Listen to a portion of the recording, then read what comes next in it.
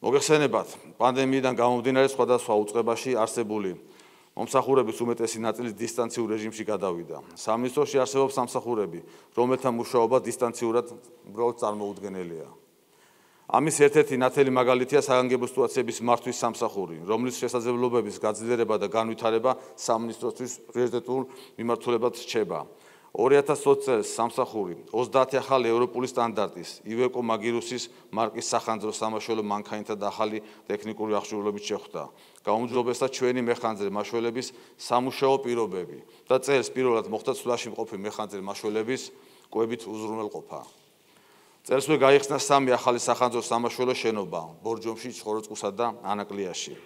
ივნისიდან ყველა მეხანძრე მაშველს, ისევე როგორც შინაგან საქმეთა სამინისტროს სხვა დანაყოფების თანამშრომლებს ხელფასი გაეზარდათ. პანდემიასთან ბრძოლის პარალელურად მაშველები განაგრძობდნენ ხანძრებთან, სტიქიებთან და უბედურ შემთხვევებთან ეფექტიან ბრძოლას. ყველას ახსოვს, რაჭის სტიქია, მეხანძრე მაშველებმა სტიქიის ზონიდან გამოიყვანეს 706 მოქალაქე. ააგეს დროებითი საბაგირო გზები, რომელთა დახმარებითაც ხდებოდა მედიკამენტებისა და პროდუქტის მიწოდება. წელს მეხანძრე მაშველებმა ჩააქრეს რამდენიმე ათეული ტყის ხანძარი. სირთულით გამორჩეოდა სვანეთში გაჩენილი ხანძრები.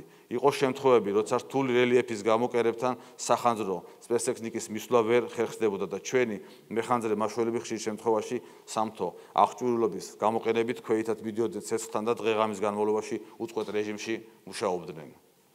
წელს ჰქონდა რამდენიმე ბაზრობის ხანძარი, მათ შორის ლილოში, ელიავაზე, წერეთელზე და ვარკეთილში.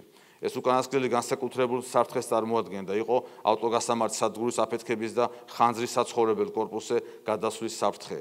მეხანძრე მაშველებმა საკუთარი სიცოცხლის ფასად მოახერხეს ხანძრის ჩაქრობა.